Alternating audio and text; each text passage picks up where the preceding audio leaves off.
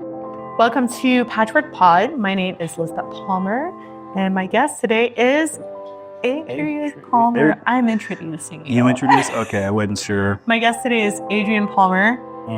He also happens to be my husband and my bandmate,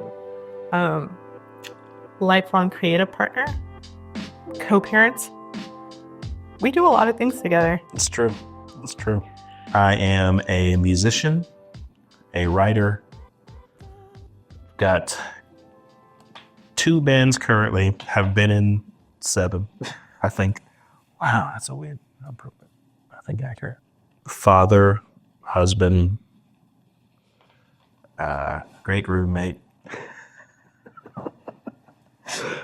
Working in education on behalf of kids because Narwhals and Waterfalls and so much of my life has been driven by the idea that first 5 years is incredibly important, and how you process what you remember from those first 5 years is also incredibly important. And wanting to express that for myself through The Last City, express what I wish I'd been given through Narwhals and Waterfalls, and in the meantime, in the background, just process it all and make the best of it.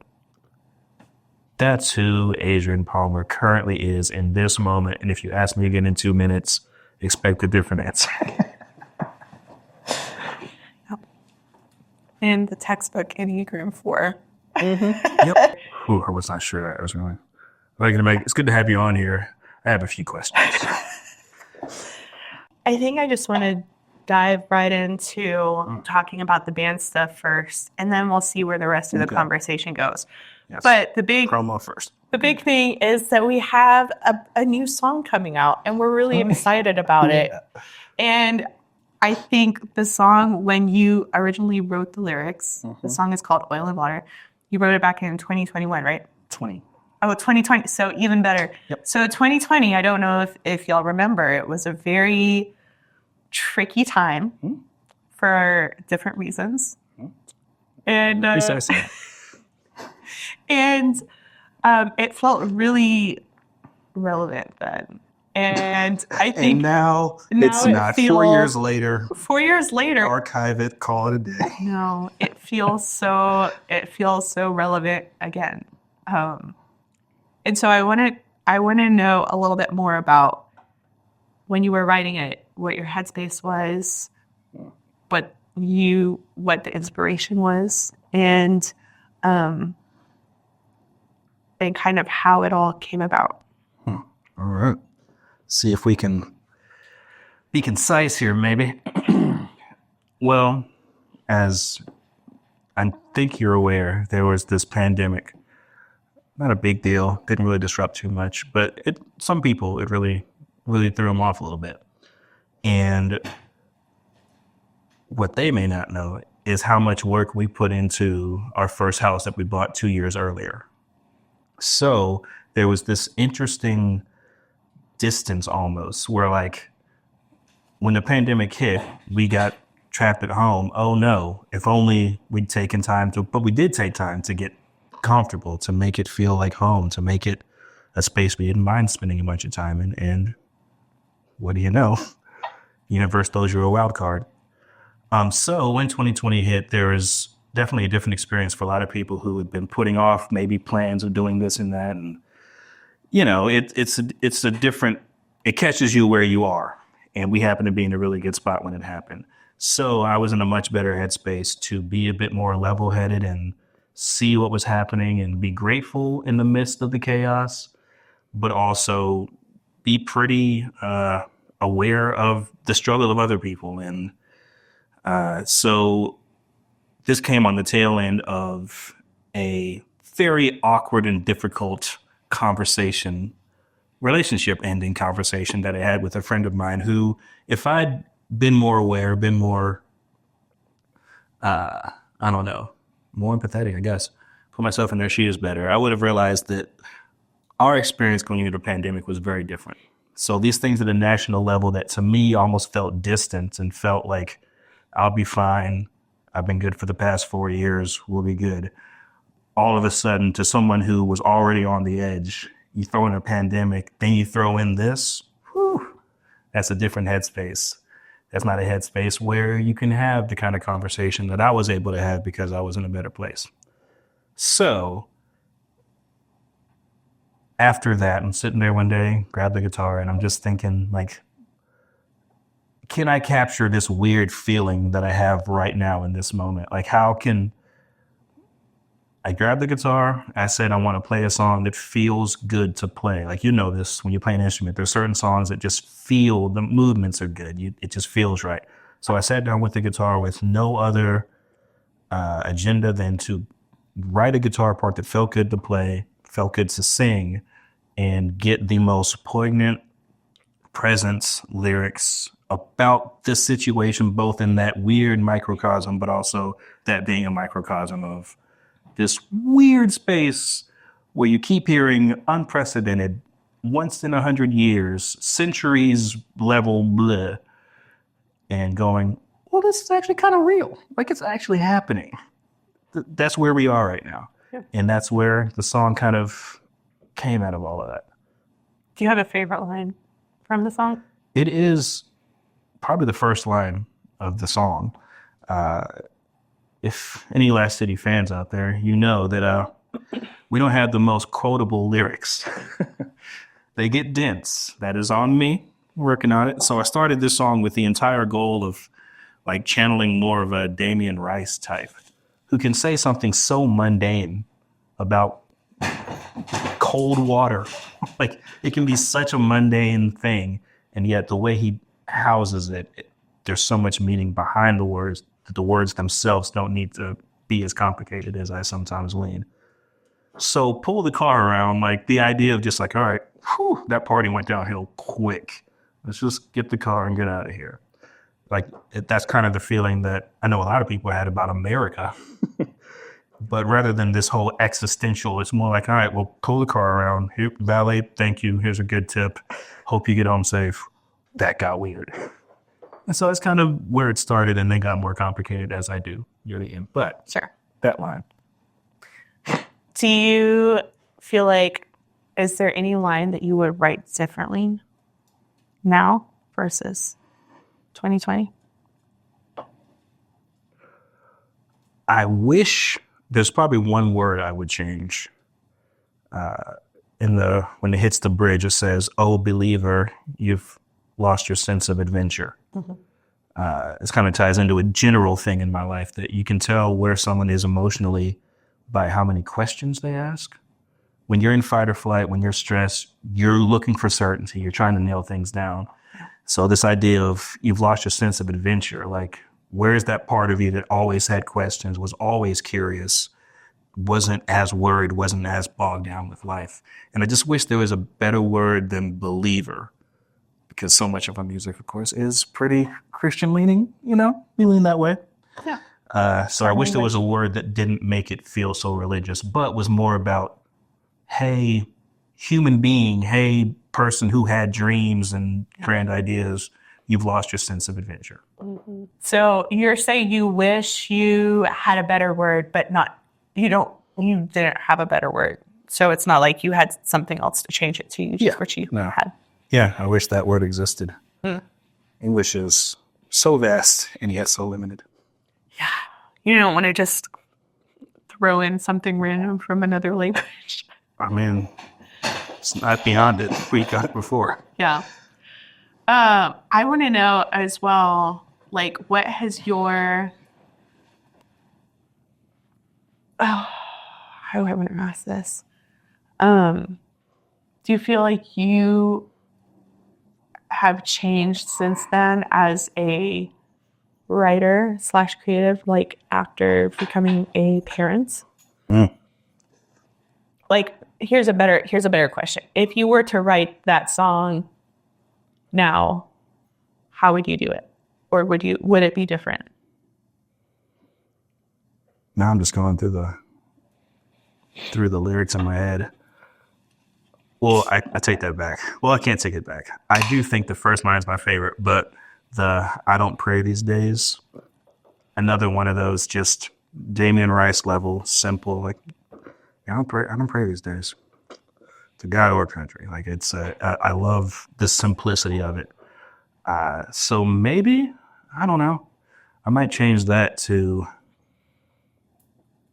as I align, as many people have, prayer more with an intention and an attitude and an approach to the universe in some way like that. I might not say I don't pray these days. I might keep the line anyway because it sounds good. Definitely not above that. But just to, I don't know, reframe it where, it's more about going through the motions and actually meaning it. Because I feel like that's where I was then, but now that might be the only difference there, where so much feels like going through the motions. Because parenthood is very repetitive and also incredibly chaotic, and yet so routine. It's the absolute extremes of life at the same time. And so depending on the day, today I want to believe there's someone up there who's got my back. Tomorrow, nah, we're in this thing by ourselves. Born alone, you die alone. We have a really beautiful book. I don't know if you actually read through it yet with Oliver, but it's called What Is God Like? Mm-hmm. And I read through it with him occasionally, and I find myself tearing up a little bit. I'm like, oh, it's kind of nice to, have that again, even though it's very different from. I mean, if she was still here, that's Rachel Held Evans, right? Yeah. If she was still here, shoot. Are we cursing this podcast? Yeah. She was still here, she. Mom, Dad, she led me astray. She gave me permission. That's how our marriage has always been. Mm-hmm.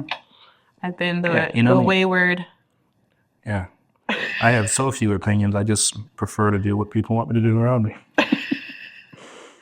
Oh. What is God like? Somebody sent me a Bible. Or the Bible for Normal People is putting out a children's storybook.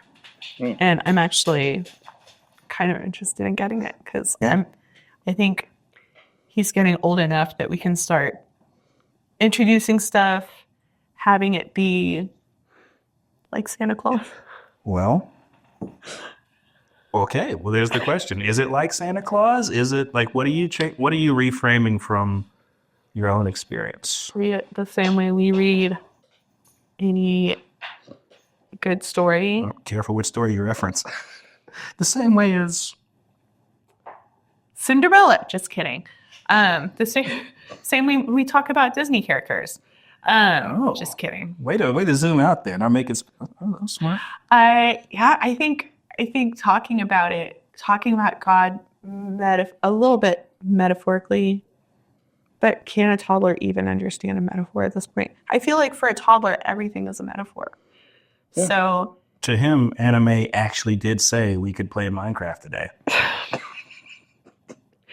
He's in this fun stage, for context, that he, if he wants to do something, he will tell us that somebody else told him that we could do it. So this morning, he wanted to play Minecraft, and he said, anime said that we could play Minecraft.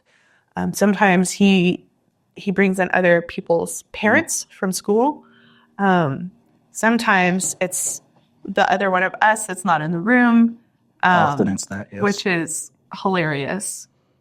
I think one of the things that I can say about us is that we have been very good about being on the same page parenting-wise. Mm-hmm. I think that's probably one of the things I'm proudest of in just parenting is that we did a good job before having a kid of like talking shit about a lot of other people and their kids in the nicest way possible. Empathetically. Yes.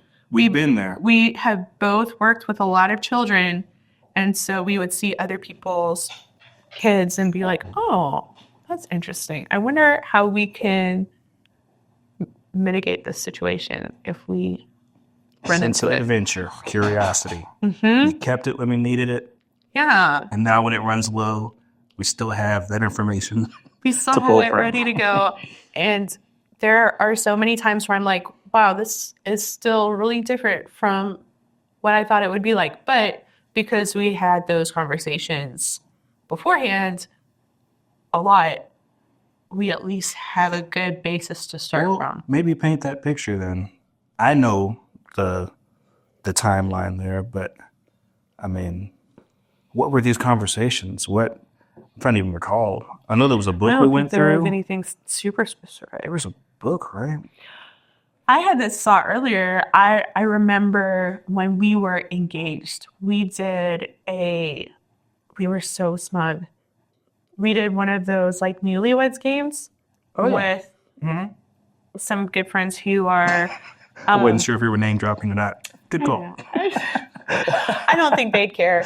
But some good friends of ours who had been married they had 3 teenage kids at that point, had been working together and just like a really solid couple that we love and trust and admire. But we played the newlyweds game with them and we won. We had more correct answers between the two of us than they did about each other. Mm-hmm. And so we were just like, oh, we're going to kick ass at this marriage. I mean, technically, haven't we so far? And we did a pretty good job. But it's funny to me how we were like, not all of this knowledge that we have about each other is going to serve us so well. And really, it's more like it served us well in some situations. But I think there's other types of knowledge that we lacked at that point, like about attachment styles and stuff like that, that probably would have served us even better. But even with the parenting thing. Even then though, we did that test about like family unity and all that. Yeah. And it didn't say, well, your attachment style is this or is that, but it did kind of paint the picture for like, well, your family's a bit more individualistic. Yes. Yes. Yeah. But I don't think until I like really understood it on an individual scale. Yeah. This dog is gonna knock over this table. I think more than anything, I feel like we had enough conversations with enough good questions that it wasn't like the idea of how we attach to each other in a relationship was a new idea. It was more like this lens brought the information we already had into focus. Well, okay. Mm-hmm. But we had the conversations. It wasn't like I wasn't blindsided when I found out my attachment style. Oh, I was like, that makes sense. And the same thing for you. Like, I don't think you were like, what? Yeah. Who is this man? It made all the sense in the world. Yeah. One of the things we talked about as well that I'm curious your take now that I'm thinking about it. See, this is why I need a parking lot because we're going to hop around. So I think we both understand at this point that the tortured artist thing is not where it's not where it's at. Mm-hmm. But I want to know, like you've been there, you've been the tortured artist. Mm-hmm. You're in Enneagram 4. That's your thing. Mm-hmm. Do you still think you're a tortured artist? And do you think not being a tortured artist means you create differently, or do you feel less creative if you're not a tortured artist? Well, this is the struggle. I think you asked earlier about how I might write things differently now and what has changed creatively and all that now that I'm a parent. And that's one of those. There's definitely a lot of comedians, musicians who have a kid. And obviously you write what you know, but it's increasingly hard to find a unique take on parenting that doesn't get so in the weeds that you lose everybody. Oh. And even the next level down, being a parent, you get to see mortality play out ahead of you, and so force you to come to grip with your own and blah, blah, blah. Like, there's so many versions of this that have been done. Yeah. And when someone like Jason Isbell puts together an album post-parenthood, you kind of listen to that and go, yeah, you nailed it. No. Now what am I going to do? That's a wrap on parenting, yeah. Yeah. So I honestly don't know. I know that much like Fall Out Boy's music eventually, like, hey, P. Wentz, you're a multi-millionaire. We've read your... Like, I want to feel like, oh, I didn't get the girl at the party, but is that really you anymore? Like, it starts to feel inauthentic. Yeah. And for someone who hasn't been in church in quite a while and like this whole, I'm still struggling with her. Like, I mean, it's it's definitely a area of passion over here, but I'm not struggling with it. It's not this, it's not that. There's so many themes in our music in the past that it was very true then and nailed it. What else do I say about that topic? So there is a weird struggle at this moment to not just go, isn't parenthood great? I mean, I've got Narwhals and Waterfalls. Any kid music I want to get out there, there's a great avenue for it, and I've got to do that. That's another thing to be incredibly grateful for. But it has been a struggle between not just sleep deprivation, but many other factors since he was born, where the writing just doesn't come as easily. Finding that voice again it's weird. I wish, I don't know. What is it? As an instrumentalist primarily, what do you like? I'm sure there's moments where you get asked to solo over a song and you feel bored with what you're playing, even though the people are loving it. What do you do in those moments to kind of go, well, how do I reinvent this instrument for myself so it is expressive as things are now, not just technically accurate or blah, blah, blah. So what do you do in those situations? Well, right now, I mean, I enjoy a nice solo if it's a song that I am familiar with, but I do still feel really nervous. Like I've been in situations in the past year where I've gotten to collaborate with other musicians and they've gone around and done a solo thing and have been incredible. And I'm like, whoa, I have not been practicing enough for this situation. And so one of the things I would love to do this year, if I can get out of my own head and do it, is to develop more of, to just get back into practicing, but practicing literally scales and different types of like jazz scales and arpeggios and like practicing improvisation so that in those moments, I'm ready to go. Because I think part of it for me is that I haven't been practicing consistently for those kinds of situations. And so I'm just not confident and I don't have the theory to back it up. So, I wonder, if writing is similar in that way where you have to like practice. Well, and I've been dabbling with the idea of like doing some more drawing and stuff and looking at prompts for just drawing it.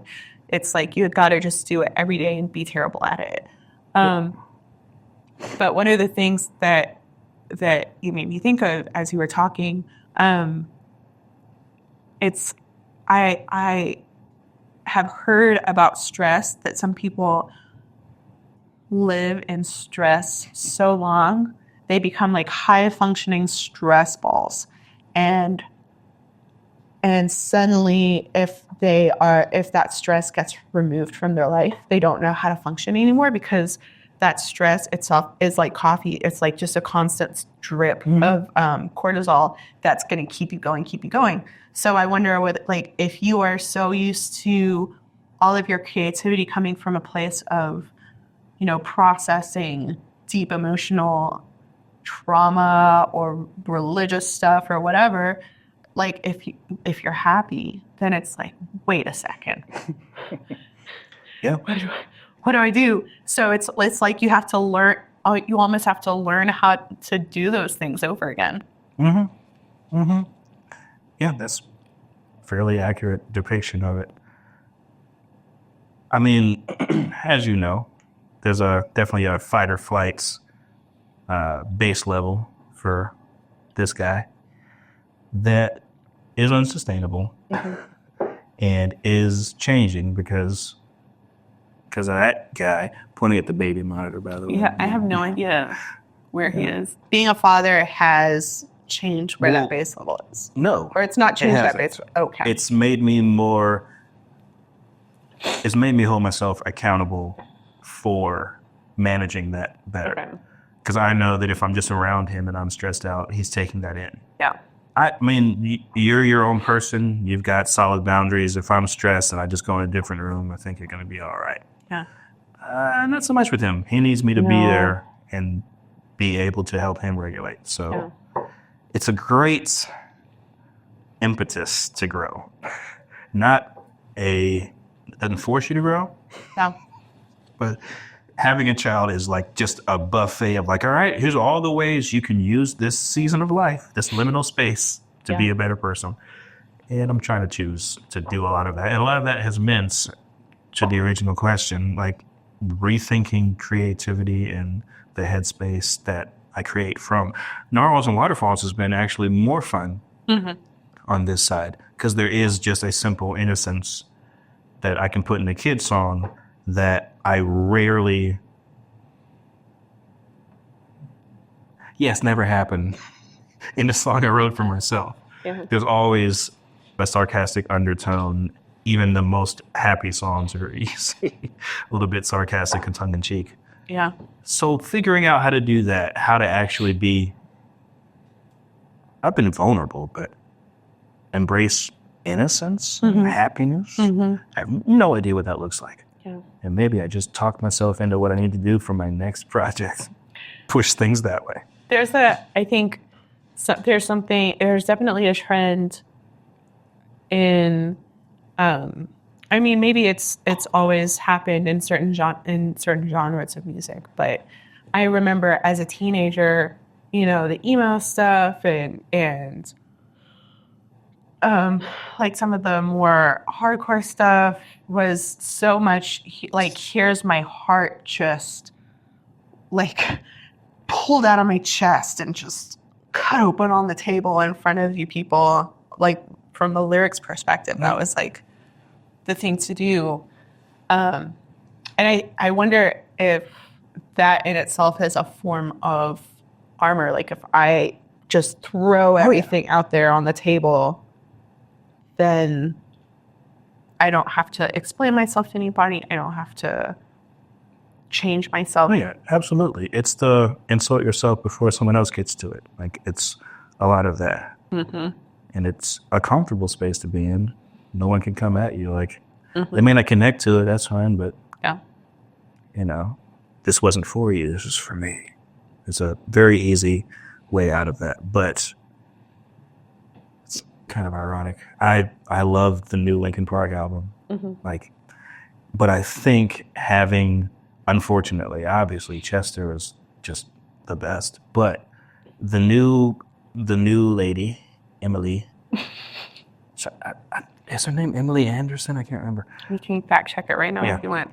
I mean, if you feel the urge, whatever. I know it's Emily, but she definitely harkens back to that same feeling you were talking about, just heart on your sleeve. I don't know how much even her gender plays in that. Armstrong. Emily Armstrong. Oh, no, yeah. Okay. But, yeah, there's something, like, much more raw that probably if Linkin Park had kept going the way it was, like, it might have gotten into that weird phase of, like, well,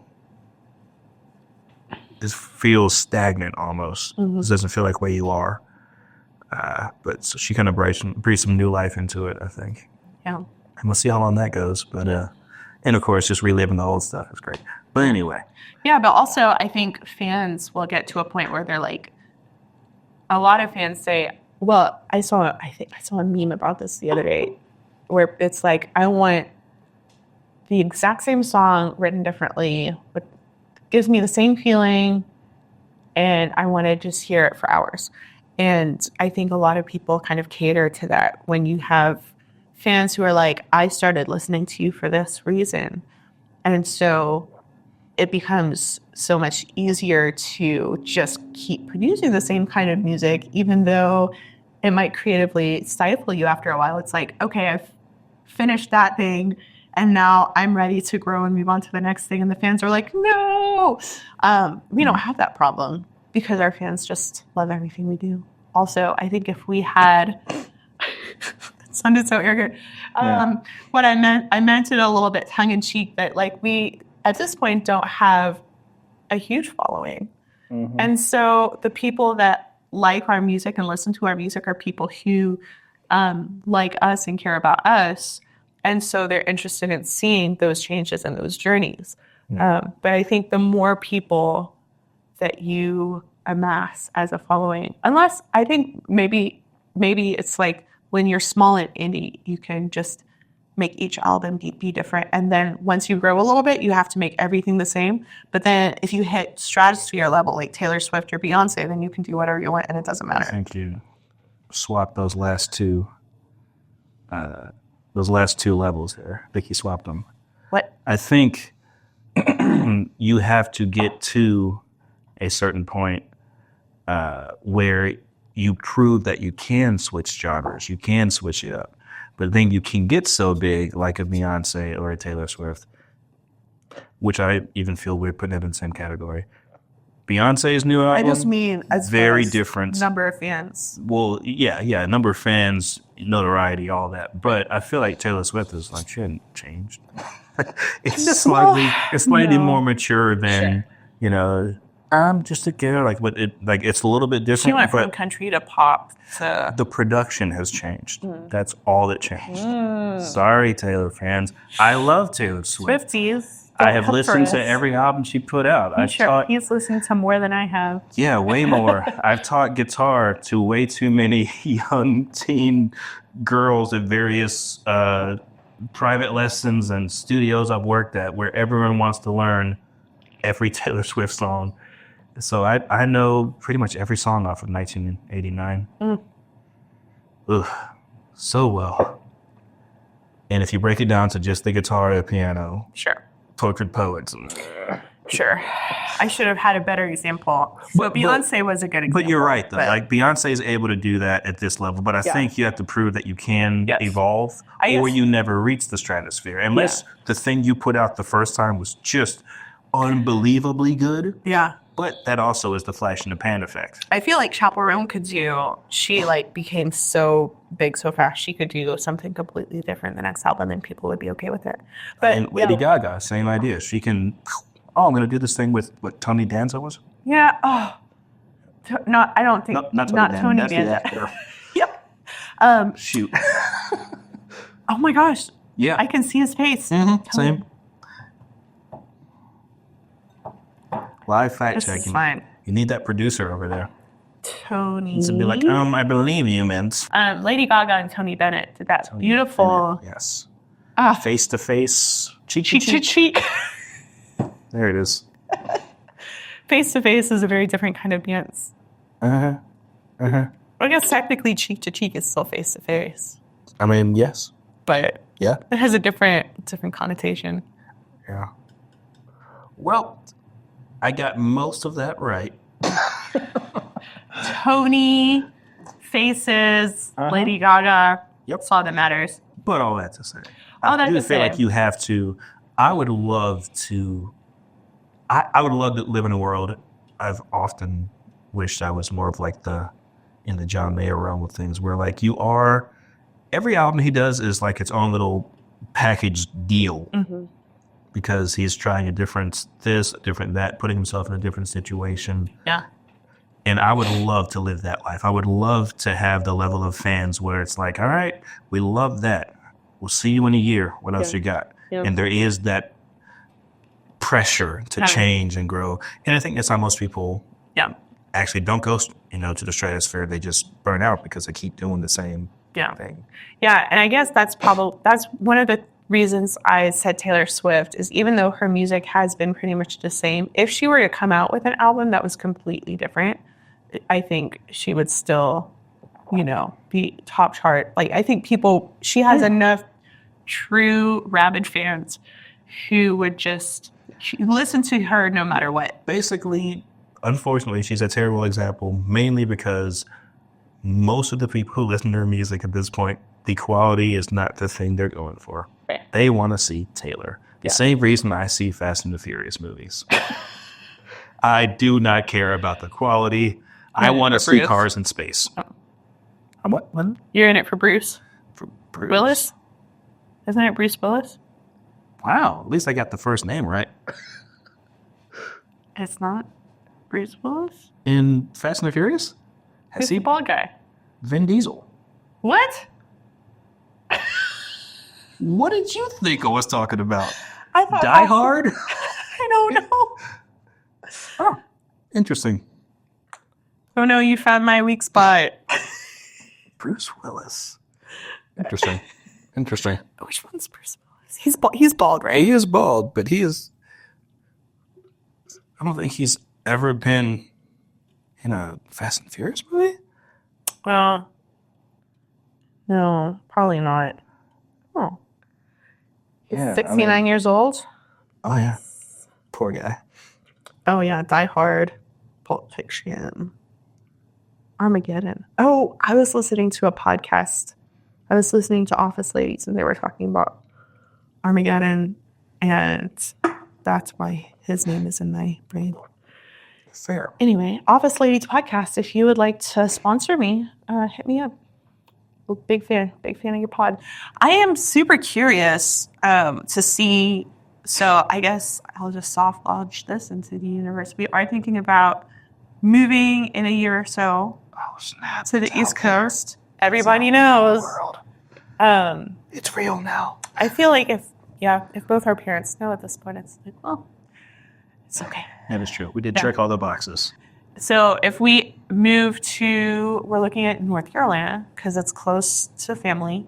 And also the area that we're looking at is like close to Asheville, close to Charlotte. Gives us that cool musician life without the price of the Asheville life. And so I'm very interested to see what being in a new setting does for both of us and for music and our creativity in general, because I know that we're both kind of set and setting people where it's like if you can shake things up, you can find some new inspiration. Yeah. And I would love to be able to find more ways to recreate that feeling without moving across the country. But until then, I mean, it's worked so far. yeah. But yeah, it's interesting considering, as even you were saying, like, new music, new this. Oh, this is our new single coming out that's 4 years old. And then thinking about the last two singles are over a decade old each. We do love to rework an old song. Yeah. We love to actually find the people who can get it right. Without Lucas, neither one of those would have happened. Thank you, Lucas. And the new one. Oh, man, the layers he added to that. Yeah. We're done from here. But once we get this new album out, a lot of reworked or finally, a lot of songs in my life get to about 94% done. And then I don't have the skill in the studio to put all the parts together to arrange it the way I see it in my head. So it ends up shelved for something that got to the finish line quicker. So it's very easy to go back and just push them that last 5%. But it would be interesting to even take some of those songs in the future, push to do new stuff in North Carolina, do as much as we can there. But then also, I mean, if we played enough live shows, that's the other cool thing. Just throw in like a song that's pretty old that we never played really, kind of fell off, and just see how this feels now. Does this feel current? Does this feel accurate? And then if it doesn't, back to the drawing board. No. We'll see. You're going to have to take all your slurs out of your music. My slurs? Yeah. Trying to make a joke about your music not aging well because it's full of slurs. You know me. Yeah. I love saying all those words we can't say anymore. For example. I'm not doing it. I guess from like a nerdy musical perspective, a slur is also, it's a thing in music. So that could be taken multiple ways. You really tied that together. Yeah. I have a degree too. And this is what we paid all that money for. This is what we paid all that money for. We both have music degrees, and I'm really good at making videos now. Because I don't want to use the music degree. It's how We ran the opposite way. Yeah. I realized as I was, I changed majors twice. And I just got into progressively easier majors. I started in biology, and I was like, I sure don't want to take organic chemistry. And then I did SLP, and then I joined a band, and I was like, musician forever. Music for Life. SLP meaning? SLP being speech language pathology. I thought I will help. I wanted to work with deaf children, and I mean, it was all very vague at that point because I'd done a couple of trips overseas with my dad to Uganda. He did some. This is S, right? Yeah. SLP? Mm-hmm. Nailed it. But also, SLP is not, it's not directly, I'm sure there's a lot of overlap with working with deaf kids. But when I was in Uganda with my dad, he's a scientist. And at the time, his main study was water quality. So he would work with people on these little islands to like test their water and then do little seminars on how to help their water make like basically telling them this is why you shouldn't drink water that's straight out of the lake where there's runoff from your open toilet situations. Yeah. And then they, it's a big advocate for building a latrine because that just contains everything so much better. Anyway, the trips that I did, I got to meet and interact with just this really sweet little boy who was deaf. And the first time I went, he hadn't really had any education because there weren't any resources. The second time I went, somebody had found a sponsorship for him to go to a deaf school. And just the difference between those two, like he was already so sweet and smart, but then seeing how he was more engaged with the world and more excited about everything, I was like... About how long ago was this? Inspired. I was in college, so... Okay. 15 years. All right. No, not 15. Yeah, 15, because we've been married for 13 years. Yeah. 15 years ago. And now I'm like wondering what's happened to that kid. I almost said, if you're listening to this podcast... I can't say that because he's deaf. Get in touch. If you know. Well, there's your push for the clip. Before we dive back in, I would like for you to give me a 60-second commercial about you and where you are in your life currently. Remember when I asked for the questions ahead of time? Yeah, that was good. Where I am in life. More and more gratitude, but also more acceptance of a new phase of life. I'm grateful that my body is holding up. I'm grateful that I can still do all these things, but also painfully aware, double entendre meant, that beyond 35, it's maintenance. It's not just, oh, I'm going to put on some muscle. Like, no, you have to maintain and then put on muscle. It's changed. You got to keep up. So accepting the limits of what I can do, but also almost excited about letting go of some of the things I thought mattered so much. Very happy to be in a season of consolidation, to prepare for expansion again. And I don't know what expansion means, but a season of consolidation as I try to parse through the ridiculous amount of input that my brain has and has had for quite a while, and just needs to take a moment to shed some of the... It was about to be a metaphor about dog shedding fur, but it just felt weird. So it's very much looking forward to a season of letting go of that which no longer serves me. Tell me about all the bands you've been in. And then you can end it by talking about Narwhals and Waterfalls. I don't know if I can remember all of them. So originally, Further Room, still on all the streaming platforms, by the way. Needful Things by Further Room. To this day, one of my favorite albums. I may be too close to it. But that's the band that we met in way back when. The first song I ever wrote where I was like, I think that might actually be a good song.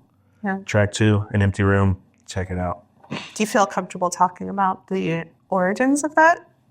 I mean, it's more about you at this point than anything else. I'm good talking about it. Oh yeah, I'm happy with whatever. Okay, cool. So, Like I just want to know how did y'all? I don't remember how y'all decided to start this. to start further room. Oh, okay. Sophomore year of high school, me and a good friend, Barrett Self, and another guy, Paul Haggard, we were all doing music in our own weird spaces. I was also writing music with my neighbor, Marcel Morphus. Marcel. And so me and Barrett and Paul started getting together because I wanted to be a rapper, and that was never going to be my path. Couldn't be the Black Jack Harlow. It's not meant to be my life. And so we started doing more just straight up music and songwriting. And that's where me and Barrett started writing together a lot more.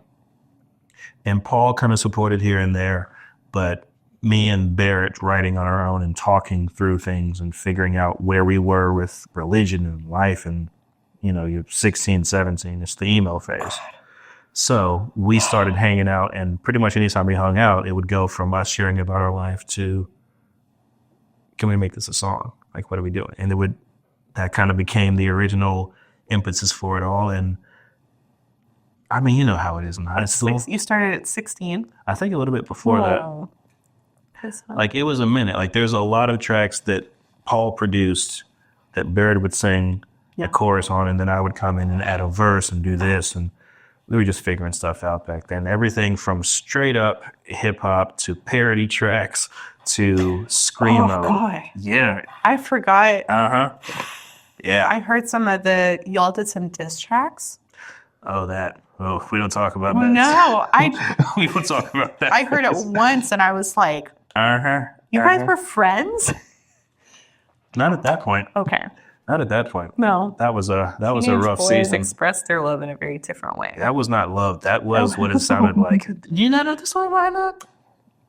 I'm sure I did at some point. Well, but here's it's the been a context, long Leon. relationship. Great for the pod here. So I went to college in Pennsylvania. And this is, again, after 15 to, I think it was 17, 18 when I went to college. We'd just been writing. It had been this thing. And we were like, I think we're on to something. Mm-hmm. But I chose to go to college in Pennsylvania. So the expectation would be that, of course, anytime when I'm back, we work on music. We made so much progress. Why wouldn't we? And I, unfortunately, made the decision to work at a summer camp. My first summer after freshman year of college, I literally finished my exams, hopped in my car, drove the 14 hours or the 12 hours back to South Carolina, woke up at 6 a.m. the next morning and went straight to Bethel, straight to summer camp to be a counselor. And back then we had 2 days off. Even that got worse the next year around. But that meant only 2 days a week to work on music, tops. And so we did. Do your laundry and Exactly. see anybody else. I basically left camp. I went home and threw my clothes in the washing machine, went straight to their house, did music, came back, threw them in the dryer, slept, went back and did music. Like, it was all music every weekend as much as I could. But that wasn't enough. No. So we got to the end of that and they're like, I'm glad you had that experience. Like, you clearly, camp made you happy. But I mean, this music thing though, right? And I was like, yeah, I got you. I feel you. Music. So then Christmas break, every day I have free. I'm at the house. I'm doing music. Spring break, I don't think I saw anyone besides them. And then the next summer decided to do camp again because it was so much fun. And they were like, what the hell? Like, you know how it was last summer. We have so little time because you're 10 hours away. Yeah. And that is the origin of the diss track. Okay. Trying to put me in my place because I chose summer camp over. Toast Jesus. I wasn't going to say it that way. I think they saw it that way a little bit, just a little bit. But It makes sense. yeah. So to them, I chose summer camp and God over music. You were pretty hardcore. Oh yeah, very hardcore. Won't deny that for a second. Very hardcore. You were very hardcore. It was rough. What do you think your goals were at the time? Like, did y'all see yourselves as like Fall Out Boy or, making music, get famous, get more chicks. I What were think the my goals body at that wanted point? to interrupt that sentence. I don't know if we had any goals. Like, this is talk about things you wish you could go back in life and adjust. Like, I don't know. I feel like I can't judge anyone who's just like, I was just expressing myself. I just wanted to, figure some things out. That's pretty much what I was doing back then. And in a world where, so for context as well, Barrett, as far back as I can remember, agnostic, leaning atheist. Me, exact opposite. So the fact that we sat in a room and talked was, it feels extraordinary now. But we were very different people, very similar people with very different thoughts and beliefs. And the goal was for us to understand each other. If we could write a song together, if he could write a song understanding my side of things and vice versa, it's like, all right, I've represented your point, not just intellectually, but emotionally, musically. There's something really cool about hearing your thoughts, how you actually feel, seeing that someone else knows you well enough to write a song about that and make you feel what you already felt. But now they're just confirming that they have gotten themselves to the same place empathetically and can reflect that back. Like, obviously, therapists are great at mirroring and give and take. It's a whole different thing if you walked in the next week and your therapist wrote a song about your session and you were like, you nailed it. My mom never said it the way I needed to hear it. But that's what that relationship was at that point. Yeah. And so where else in life do you get that kind of thing typically? Like, it's rare. Yeah. So I don't think there was a goal. Yeah. Like, we were just really enjoying this moment of like, we get each other. We have a similar path we're going down as far as we can see, at least. And then, of course, then came the roadblocks. Then came this.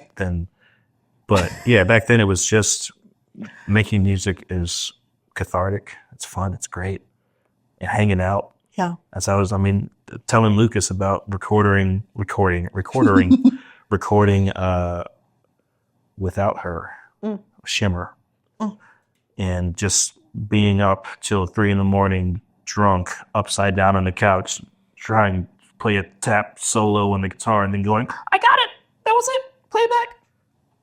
Yep, that was it. Like, you don't get that many other places. Not when you're in your 30s with a toddler. Yeah, but How do we create that? I will for sure. I'll be in your dad rock band in a moment. Just, there's something about that atmosphere when you actually can contribute to it and be a part of it. Oh man, it's hard to beat. Yeah. That's what brought you in. And so I joined playing violin, and then we had the ultimate betrayal of us dating. Yep. And I remember that leading up to us dating, I felt so coy. I was like, oh yeah, I don't like scary movies. And you're like, oh, maybe we can watch them together. And I was like, oh yeah, sure. But we've got to watch a chick flick after. Are you channeling your inner Kristen Wiig right now? I don't know. It just feels like a little bit Kristen Wiig. All right.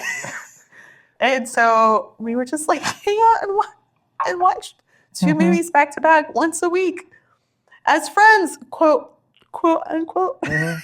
And I remember, You got me to watch Bennett like Beckham. You were so That's pretty inept at flirting because neither of us really had that much experience just with dating and flirting. I'm glad you said that on the record for the world to see. I'm glad you put that out. I have a distinct memory of being like, well, I'm really good at massages. And you were like, oh, can I have a massage? Is that how I sounded? Is that how I am in your memories? Yeah. At what point, how far between like meeting, hanging out, dating it, when did my voice change to a normal ass voice? How long was I like, oh? This is just This is just how my brain recreates stories. That's how that they are made the sounds awkward. for the villagers in Minecraft. Oh, You hear that? oh, it's that's the one. But there's the one night where we watched like 3 movies in a row, and they were all chick flicks. And then we had a pillow fight or something. I don't know what. I don't remember. And then Yeah. you just Nothing good happens after 2 a.m. you confessed your admiration for me, and I was like, oh my gosh, finally. And then a couple days later, you asked my parents if we could Oh court. yeah. Oh yes. And I On was 10-10-10. 20. Yeah, 10-10-10. We were babies. And now we have a baby. Yeah. 14 years later. So, but that meant the downfall of Further Boom. It did. Because you put hoes before bros. You put a hoe before bros. And it just didn't work out. I did.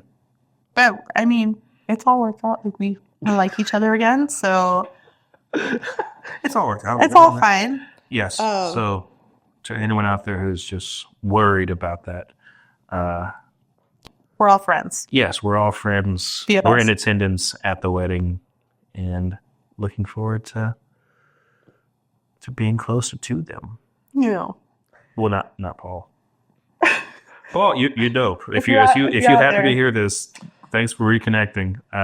We're just us up. moving further to the East Coast, further from. It's just a geographical thing. Love you. So that band broke up when we started dating, and we just had this hole in our lives. So we started Sacred Minor with Pretty a couple much of immediately. minor fresh. It's weird. That was Oh, speaking of loss. Oh. our rebound band. Well, to be fair, it wasn't necessarily a rebound. It was 3/5 of Further Room. It's a reconfiguration. So yeah, that's where Big Mike was in the picture as the bass player for Further Room. Almost forgot about that part.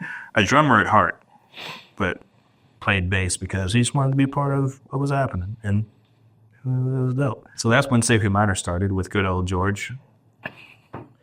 I'm going through my I can't think of his last name. Young? Young. Yeah, I knew it was a common one again, much like the Bennett thing. Yeah. Tony Bennett. Yeah, I said the right one. Woo. Doubting myself. Losing touch with reality. Stay grounded. Stay grounded. So yeah, that was a fun little time, but also, as we've come to almost appreciate, but also it's also sad, where you know a thing is going to end at a certain point. It wasn't long after that band started, Sacred Minor, that we found out you were going to take a job in Japan. So, it already started with the hourglass flipped. But it was fun to hang out, write some tunes, play some shows. Oh, that would be a fun song premise. Just something about going into something with the hourglass already running. Anyway, save it for later. So that was band number 2. Band number 3, Glass City. Band number 4, Camel Toe. Yes. Camel Toe and the Dry Hops. Yes. It's cover band in Japan with a few other expats. Yeah, I worked over at the International YMCA, and a few of us played music, Yeah, and it was awesome. it was so fun. So much fun. We were young. I want to do it again. I want So to do much it free again. time. I was still very Christian at that point, like to the book, to the letter. He didn't used to cuss. The first time I used profanity, I was 27 years old. Wow. Because if you can control your tongue, you can control the rest of your body. That was the theory. I put thought it forth by James. was. I thought. Well, you told me that Yes. your dad said something It about. was doubled down by my dad, Oh, but sure. that was based on Okay, the original premise from the Bible. it was But about James. he also, this is those weird things your parents say. This is the thing in the back of my head now, making sure every word I say to Oliver, I make sure. Then again, I mean, what my dad said, I do not fault him at all. He was basically said, if you're using profanity, it's most likely because of a lack of creativity. Can't think of a more found the Interesting. wound. Yeah, Not the wound, a but- more interesting way to express your feelings. I mean, of all of the And, things he like, could have said, honestly,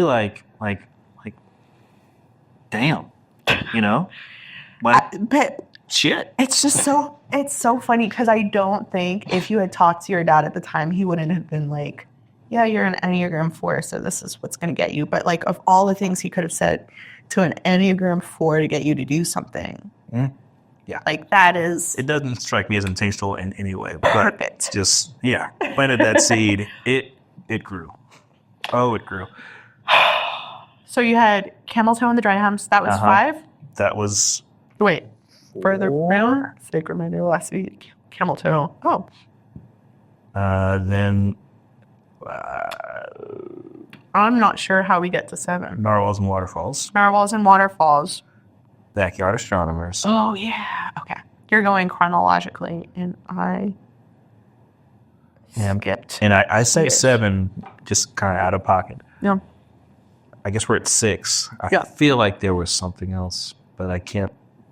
If you want to count my solo journey in Japan as a Santa Claus for 3 years straight, we can go with that. But Ooh. maybe it was just 6. The Last City and Narwhals and Waterfalls. Mm-hmm. And I mean, Narwhals and Waterfalls is pretty awesome as well. I agreed. I'd say you arguably have more fans than The Last City. Not arguably, definitively. For sure has more fans than The Last City. How has Kids are easy targets, you know? yeah. And it's the parents who have the credit Sorry, cards. You gotta Exactly. The parents have the you gotta credit get the cards. parents drawn in. What do you feel like is do you have a creative process for that that's distinctive from the music you write for The Last City? Like, does it feel like a different person is writing those songs? I tried to pause. You can cut that out. I probably Back to where I was. So there was a point when those two bands and Backyard Astronomers were all working at the same time, just to show my your breath my fandom of talent. of the one they call Marshall Mathers. Like, he has like 3 personas, it feels like, and that it felt like 3 different expressions of a core person. Where, like, there's the Eminem who is just technical, thinking about legacy, like doing all of that, just trying to make the best song possible. The Slim Shady who says whatever the hell he wants, and it's just pure ego, pure stream of conscious. And there's Marshall Mathers who gets a bit more introspective and, you know, is kind of a bit more vulnerable. He's Marshall Mathers the third isn't the battle rapper. Like, Slim Shady steps in then. Marshall is when he's write a song for his daughter. Like, that's the... So it felt similar to that with the 3 different personas. Like, I don't believe everything I said in Backyard Astronomers, but I definitely thought it and thought, ooh, I want to say that. Mm-hmm. And that there's a weird freedom in that I never gave myself, obviously, for most of my existence. So that's why it was really fun and cathartic just to... I'm saying this because I thought it as I was writing, and I do not believe it. Probably won't want to own this, but there's a maturity I felt for myself in just doing it, saying it, putting it out there, not being ashamed of it. Just, ego is a part of who I am. And that's what my ego wanted to say at that point. So here we are. Yeah. And then there's the Narwhals and Waterfalls, which is obviously looking a lot more long-term. It's supposed to be infused with some wisdom.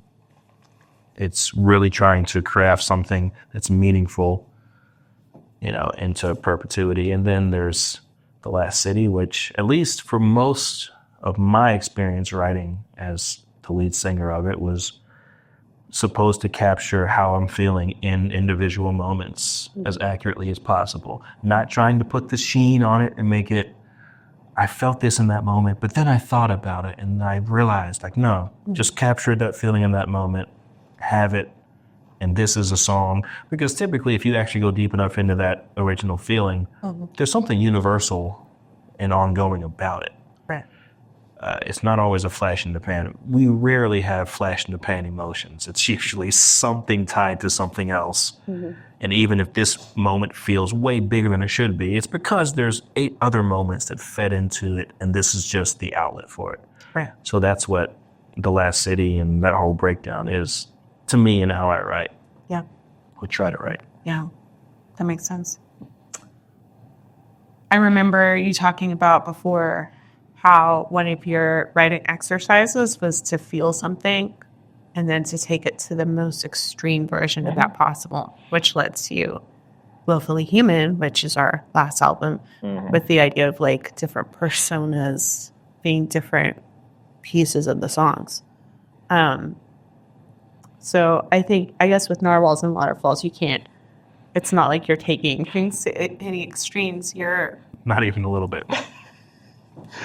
It's all the happiness and innocence that I wouldn't let myself have in The Last City.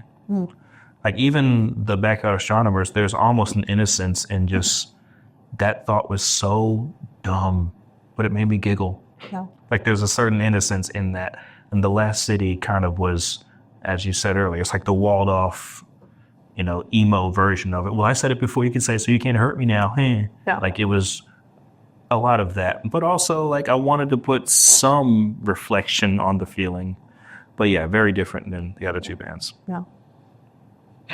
And even thinking about like the walled off emo thing, one of the other things I thought of earlier and then forgot to say was that like it, in a lot of ways, if that is the kind of writing you're doing, I remember how I got here. I was talking to my therapist. About how we communicate differently, where like you're very comfortable with talking about like big, deep emotions. And I'm more like, I'll talk about it if I need to or if it serves a purpose. But that's not fun. It's not always fun for me to just like really wallow with it. Fun. I do. But I think in some ways, but when I hear that kind of music as well, I'm like, oh, if you can make your music or your emotions sound shocking enough, then you don't have to actually deal with them or like work to make them better, because it's like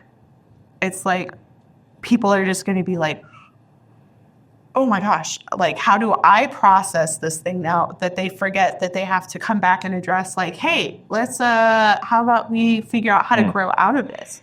And so I think as a person, you have grown out of that phase, which is great for both of us. I think I've grown as a person too in different ways. So where we are is very different from where we were 10 years ago. So obviously our music's going to be different.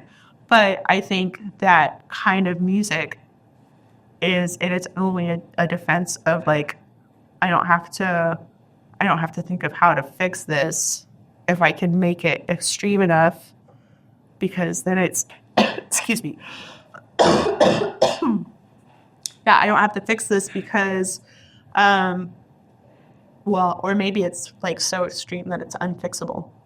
I don't know. Oh, yeah, that's the other weird aspect of it, and why the audience tends to change, I think, as a band that captured a feeling.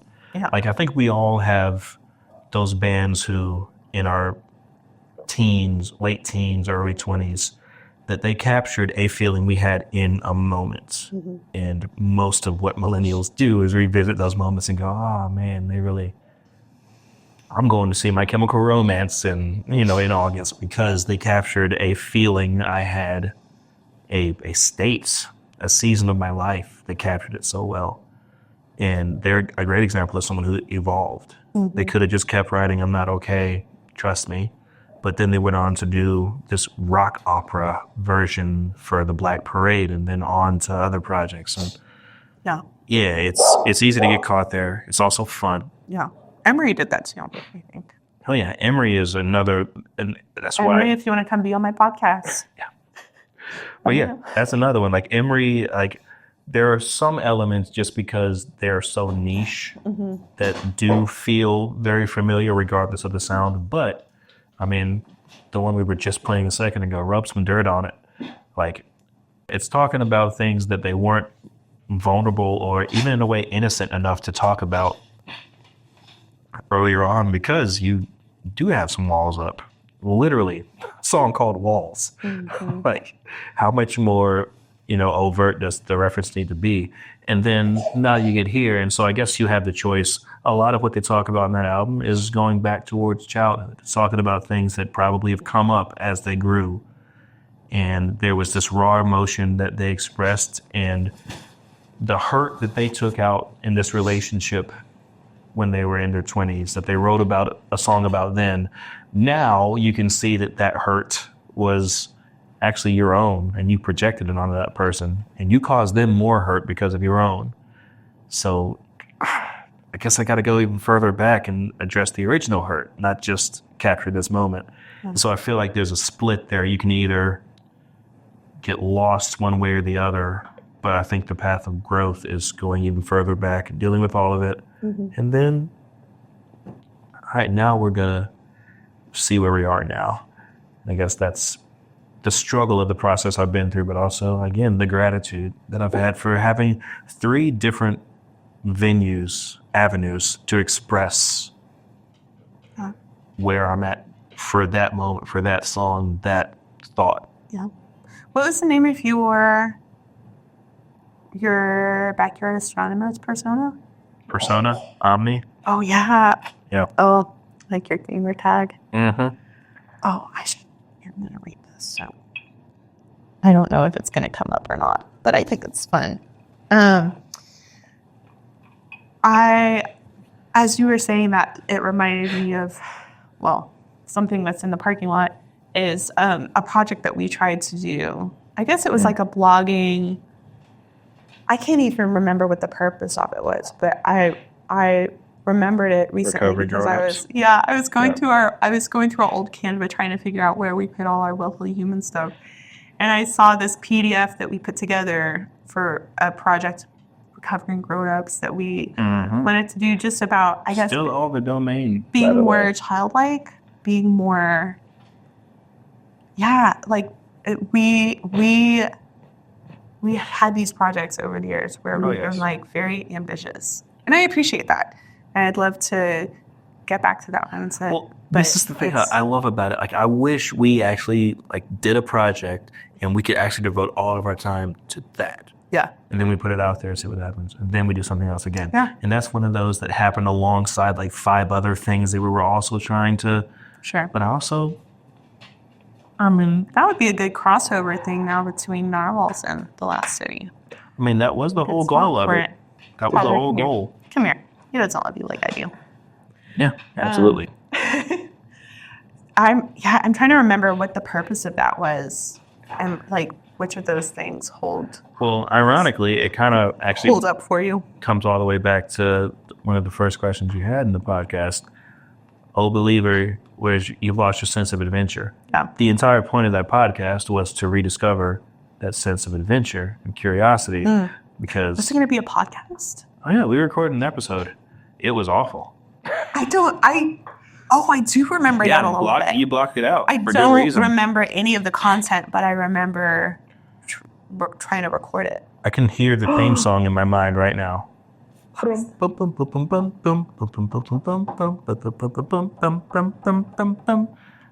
was there. It was all pizzicato strings. It was beautiful. I do remember it. Yeah, it's coming back now, isn't it? Whoa. Yeah. After I saw that thing, I was like, were we trying to blog, or It was supposed to be a program. We wanted to build a community around people. Do a podcast And it was about going to be an extension part of almost the artist way thing, where you would have people around you who are like, hey, let's all go do this thing that we haven't done, and we're all going to go down the slide at this playground down the road because we haven't done that since we were 10. Yeah. And it made us happy. Let's go do it. Yeah. Take the whole family. Yeah. That was the root of that idea that didn't make it that far. But I still think it would be. Like I said, I've kept the domain. maybe a Yeah, those different options. version of that, It's got or some, something. It could have some Yeah. Yeah, it's got legs. Wow. I have to bring Paige in on that. We have I volunteered you for something else, Paige. Sorry. Paige's the co-bandmate. The bandmate that's not co-bandmate. It's just bandmate. Paige's the Narwhals and Waterfalls She's in the brain trust. person. Yeah. Oh, yeah. She's For the general other, context there, yes. other Narwhals and Waterfalls band person. Yes. Bandmates. Not to be confused with me, because a lot of people see you with a brunette white lady and then they just assume we're the same person. I've been called Paige before. And she's been called, yes. It's a different flavor of brunette, but we're still both brunette. It's All right. or white with dark hair. Fair. So, okay, recovering brunette. Yeah. So anyway, whoa, we've done. I feel like we have more incompleted projects Remember than. everything was broken? Yeah, we have more. Well, we have a lot of barely finished projects. Mm-hmm. And a lot of incomplete idea projects, but I feel like we have started more projects than other people have Most likely. even conceived on. Like if there was anything in my life that's I'd kinda want to cool. do, it would just literally to be, rather than having 8 ideas at the same time, Right. and one of them kind of, and this one kind of gets absorbed, this one falls off. Like rather than that, just a year. 8 years Yeah. straight, 8 projects that maybe could have had more put into this, more, but rather than, endlessly torturing ourselves over that, just like Yeah. do what you can for this season, put a bow on it. Yeah. And that's kind of, again, full circle back to the whole idea of like, this album is so much different from this one because I was in this place. And Yeah. maybe you shouldn't have to move halfway across the country to change your mindset, but Yeah. also leaning into it. Like, screw it. Whatever makes this project continue all the way to the end. Yeah. That's the missing piece of this pie that we have not quite figured out. I wonder if being parents will help us with that, because I do feel like we are more stingy with our time in some ways. Like when we have creative time, we're like, okay, this is where we're going to get done. We're just going to go in and knock it out. We don't have as much time to like play around and figure out things. And so in some ways I do, like when I'm listening back to a song that we've already recorded, I'm like, actually, it would have been really cool to have maybe this thing added in. With Oil and Water, as I was listening through, I was thinking like, oh, it would have been cool if we got some layers on that final chorus or something. Like there's things that I can hear in my head that I think would have been interesting. You mean final chorus or the bridge? Bridge, I don't know. We'd have to listen to it, and then I can tell you as we're listening through. You mean Because there's like a Brady's hundred. days? Maybe. Got the Woolitzer in the background. Maybe.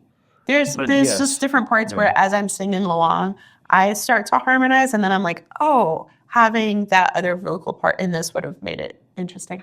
Yeah. But all about to say, I think we are more in the mindset of like, we're going to do it. We're just going to make it happen, and it's going to be good when we finish it, even if it's not like the most optimal, perfect version that it could be, because good is better than perfect, or done is better than perfect. And we as multi-passionate creatives who like really want to do high quality stuff and want to be like unique and whatever, I think we have a hard time letting go of this is the final form. Like we want it to be the exact perfect thing, meet all the potential. And now that we're parents, we just can't do that. And that's probably a good thing. It is absolutely a good thing. There are definitely days where I look at friends of ours who had kids really early. They didn't have the chance for self-discovery and all that we were afforded. Waiting, what was it? Did we actually wait 10 years? Yes. Yeah, waiting. We would have waited longer. Yeah, waiting at least So 10 years. I think yeah. So there's a benefit. But even that, we were like, we were just waiting for the perfect time to have a kid, and we ended up not having an unplanned. We ended up having an unplanned pregnancy, and it ended up working out great. Oliver, we're not talking about you. we ended up, we just, like we knew it could happen, but we weren't trying to have a kid at that point. And so, and I think for both of us, it was like, we could have more money saved. We could be in a different place. And all of those things were true.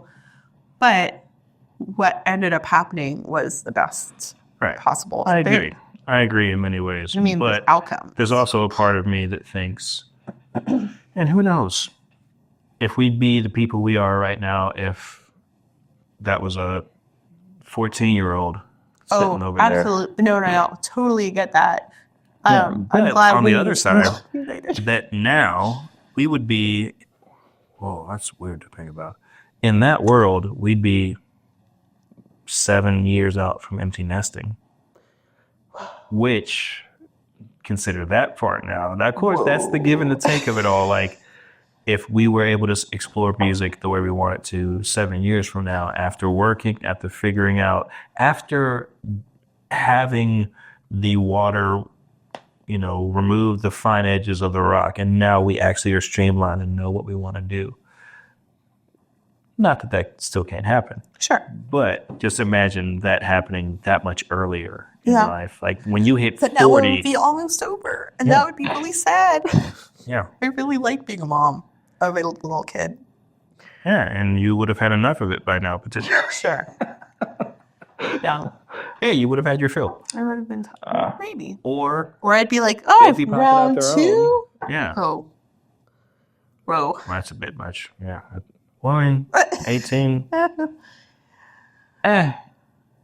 Your brothers still would have had kids that we could have visited and could have gotten your fix there. We could have really staggered it and made it all work together.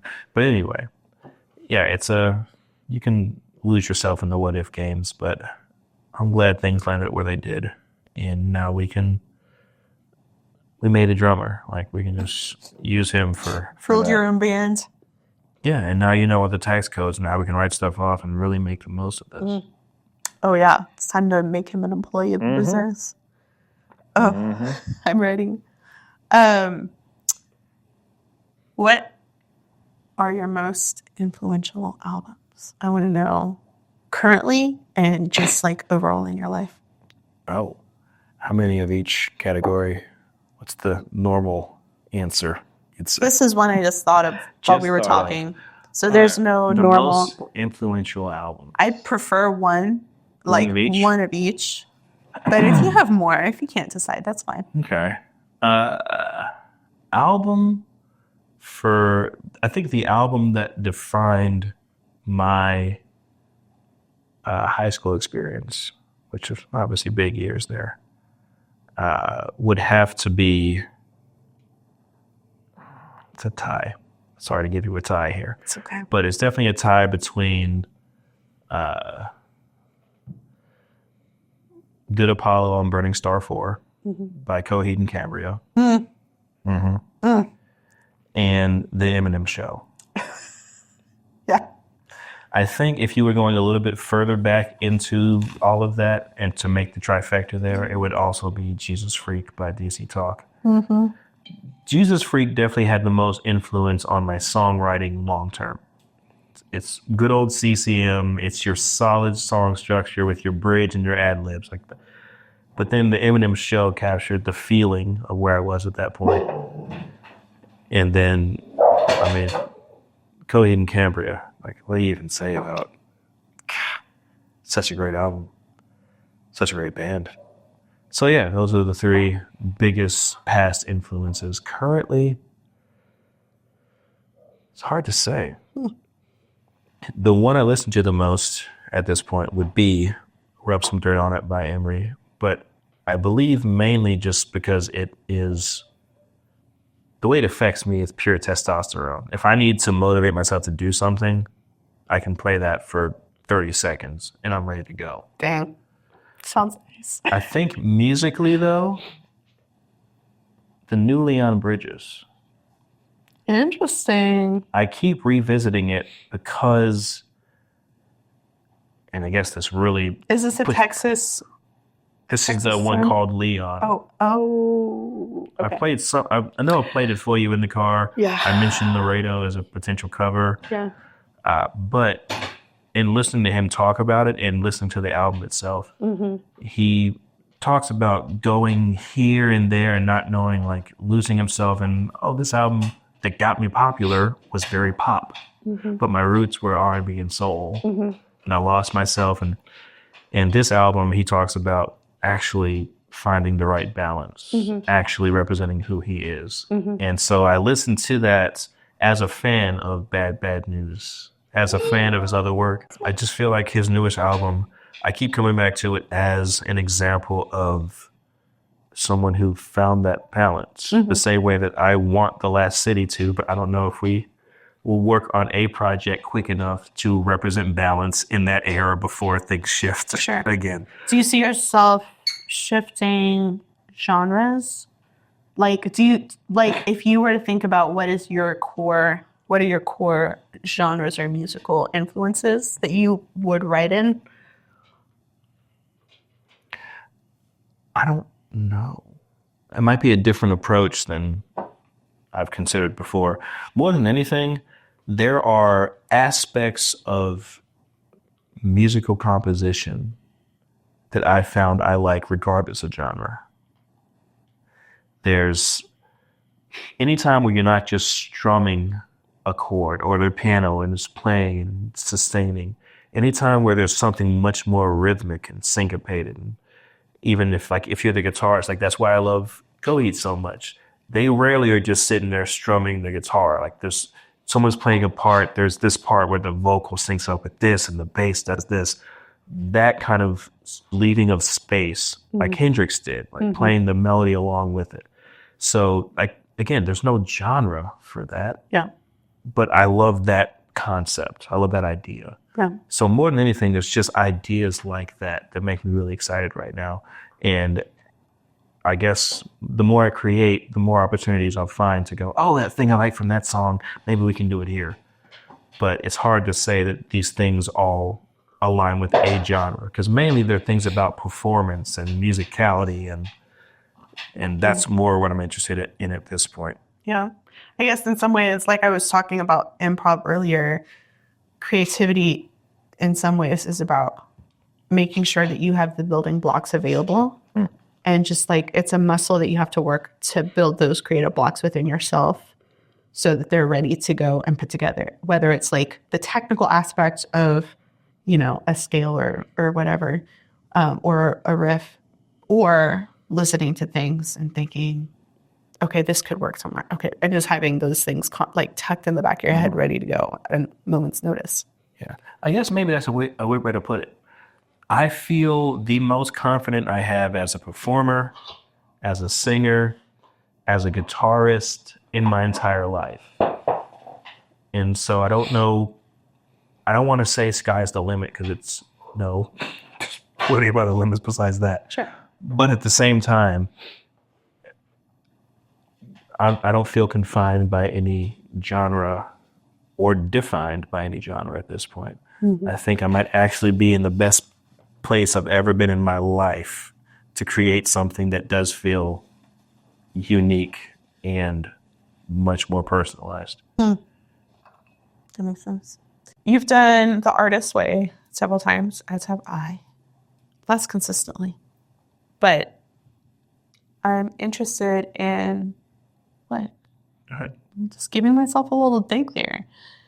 I wasn't sure who the dig was at. It wasn't me. I'm saying I was about to say, I have been less consistent at The Artist's Way than you have been. But the way you worded it, the enunciation, it could have been taken either way. So I was going, was that a shot? Shoot it. Was that a shot? What's she doing?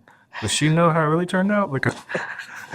Oh man, this is itchy. My little blood clot wound is itching. I've got to stop feeling it. Oh, I can't even tell what happened. It just bounced back so quickly. We at different points have really enjoyed putting structure into our lives in different ways, like just outside structures. And I wonder how, like, does that still work for you? I'm trying to restructure. Does structure still work? Structure, like, does doing something like the artist way or 12-week year or 75 hard or soft. There's all these things that we like to do to help us to kind of refocus and maybe give us that sense of novelty that moving across the country might bring, but we can't do that all the time. And I was curious if you've got any of those going on right now, or if you are. I mean, theoretically, I would love to restart the 12-week year starting today. Oh, me too. Well, there you go. So It's a holiday. you fucked up as well. Yeah. I was like, this is not happening when the child is home. Not Yeah, it's like we did it last year or 2023. Both you and I did hard 75 all the way through. And I remember hearing that part of the idea is just proving that you can do it. Right. And I think we're both confident, accurately, that yeah, if I could easily be like, if tomorrow I got cast in some movie and they said, all right, well, in 6 months you need to lose 10 pounds and put on and be down to 5% body fat. I have no doubt that if I need to do something extreme like that, I can do it. We did it last year. Yeah. Like it was difficult, but at the same time we did it. And I feel like we've both done that enough. But again, this kind of comes back to what I was talking about before. Like, is it serving me? Like, is it actually, or is doing 2 workouts a day actually taking me away from things I want to do instead? So it's more about doing those things than this program someone made up arbitrarily. And that's why I like the whole 12-week year and playing guitar for 30 minutes a day and all these other things seem to make more sense. But at the same time, I mean, I don't know if structure. I feel like what more people need is structured, unstructured time, protected, unstructured time. And so that's kind of where I'm at this point. Like, just getting better at leaving the phone in a different room when I do this thing. Yeah. Or much like the story behind Oil and Water. The biggest thing for me, which I haven't captured since or taken the time to do since, I don't know where you went that day, but I had the house to myself for 4 or 5 hours, and I decided I'm not watching a movie. I'm not going to catch up on that show. I'm going to sit here on the couch with this acoustic guitar until something happens. And that's how I got there. It took a while. And, it's not like it used to be where feelings were so immediate and you just, she did what? And you just sit there. Like, that feeling is not where I pull from anymore. Yeah. And so it was nice to just sit there and go, all right, well, I'm just going to make myself available. Yeah. And just play. So the unstructured time of it all, that's the beauty, again, of a kid being a good reset. Like, he has no agenda. He doesn't wake up on Tuesday like, all right, well, at 12 I got to do this, so I might as well do this. But like, there's none of that. There is that freewheeling, whatever happens, happens. And we lose that and try to apply structure on top of it to make it more. But I don't think that's how you get what you want out of it. I think letting go is the way you actually have room to grasp something again. That was a beautiful sentence until I fucked it up. Do you want to redo for Instagram? Sure. I'm just going to leave both things. Yeah. Basically, I think that letting go of the need to control, letting go of these things that you felt made you productive, made you this. Letting go is the best opportunity you have to actually grasp something you care about more, and it's more aligned with where you actually want to be, not just where you feel led to need to be in this season. Yeah. We do talk about that concept of open hand. And I think a lot of times it's so focused on the letting go, but it definitely, and I haven't thought about it being like, hey, if you don't have open hands, you can't hold on to anything else. So I like that a lot. Nice. Yeah. Ooh, you still I'm got glad it. that actually happened eventually. Well, I don't know about you. So, like with the 75 soft, I got to a couple of days ago, and then I was like, I don't think I actually want to do this. With the 12-week year, I think to be honest, though, doing the if percentages I'd actually things, done it with you, would that have helped? no, I mean, that's 'cause- how we got through it last time. I think it was literally the fact that you were out in the garage working. I was like, okay, I'll do it. sure, 75 soft. I got about 6 days into this one. And for context, if you are not familiar with 75 hard and 75 hard. 75 hard is 75 days in You a didn't say it row. right. 75 hard. 75 hard. I can't do it. It's 75 days in a row. So if you mess up a day, which I won't say I was the most strict about this. I'm sure there's a couple of days where I'm sure there has to be a couple of days where I felt it. Or maybe not. I don't even remember. I kind of blocked it out.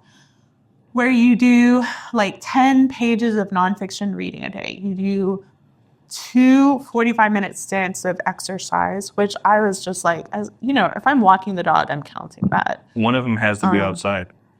And only one of them, not both. Yeah, just one.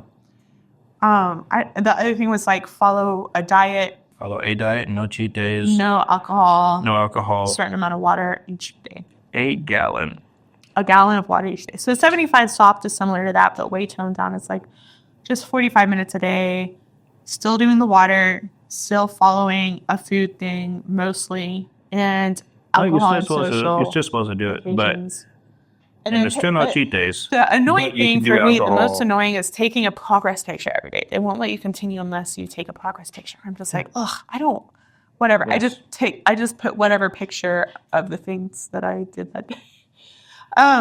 But for me, They gave strict stipulations for what that picture's supposed to be. I know. I'm not doing that. Why not? Because I don't care about that part. I think I prefer the 12-week year thing where it's like based on, trying to get more than over a certain percentage each week as opposed to like doing the same thing every single day. Because every single day it doesn't leave as much space for that unstructure as I think I would like. It's harder for me to create that unstructured time. Just because of the time it eats up. Because of the time it eats up, and it just means there's less time to just be. Well, why couldn't one of those 45-minute workouts be you have to be on your feet playing your instrument? It's lame. Yeah, it's lame, but also, would it be harder for you to spend 45 minutes actually practicing than it would be to go for a 45-minute walk? Maybe. Well, for me as a musician, I will gladly admit yes. Yeah. Because if I'm going to actually practice for 45 minutes and not just fiddle along to a song I already know, that takes effort. Yeah, but So that's how I'd switch it up. And even if you didn't physically transformation picture this, if you practice for 45 minutes every day for 75 days. that's true. So yeah, I also reuse that shit. Make it work for you. I also just would prefer to do it as a 12-week year. I think having those check boxes each day for individual tasks, it feels better when I'm picking the tasks. Well, I guess my biggest qualm there, and again, it's up to you how you do it. I feel like you can make those two intimately entwined. Sure. And the 75 can fuel the 12-week. And then I get to check off something twice. Exactly. Why wouldn't you? Why wouldn't you have that synergy? And so that's why I'm a fan of those things. Like, if you, like I just said, if you actually practiced 45 minutes and rather than just sitting down in a chair, actually walked around the house and played violin If I'm sure in 75 days, where would you be? Yeah. Like, use it. Like, make the best of it. Reframe it. Yeah. We'll see. We'll see if I do it again. I mean, same thing with the hardest way. On the fence. You have to read 10 minutes of a physical book.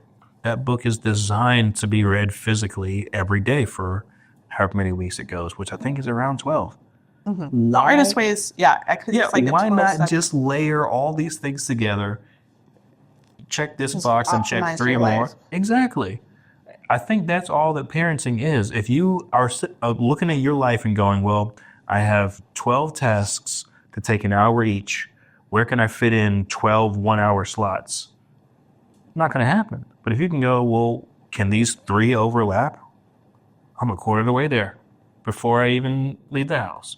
Like, why not optimize it to make it the best situation possible? Just fix parenting.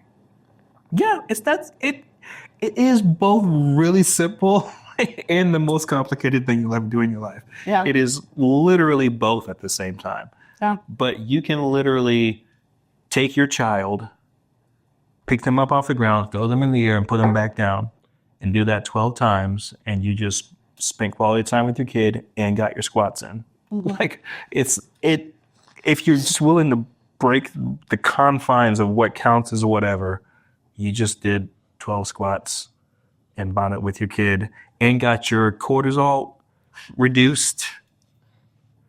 Like, Getting another big pillow. like yeah, it kind of is that simple if you're just willing to let go of, no, I was in a Pilates class, I'm doing hot yoga. Like, no, just do hot yoga at home in sweatpants with your kid as the weight. They literally get heavier the longer you lift them. I don't remember when I had that thought, but it was also kind of interesting. Like, oh yeah, all right, what's the smallest weight you have? 5 pounds, 2.5, I guess. But kids are usually born between 5 and 10 pounds.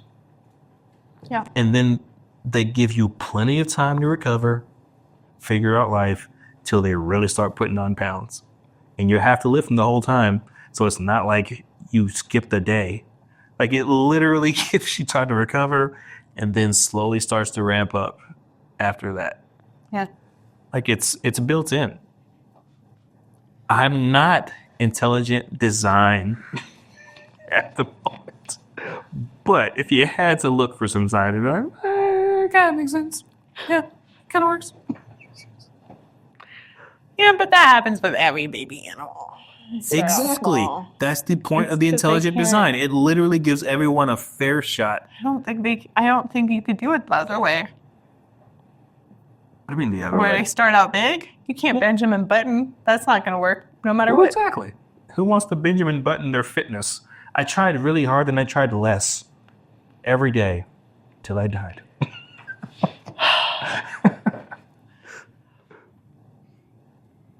I don't even know where to go from there. Yeah, I feel like we're both having very different perceptions of this scenario. It's going to be hard no matter what, but it's a lot easier if you do a lot of really hard work before you have a kid. And I guess that just applies to everything in life, Pretty much.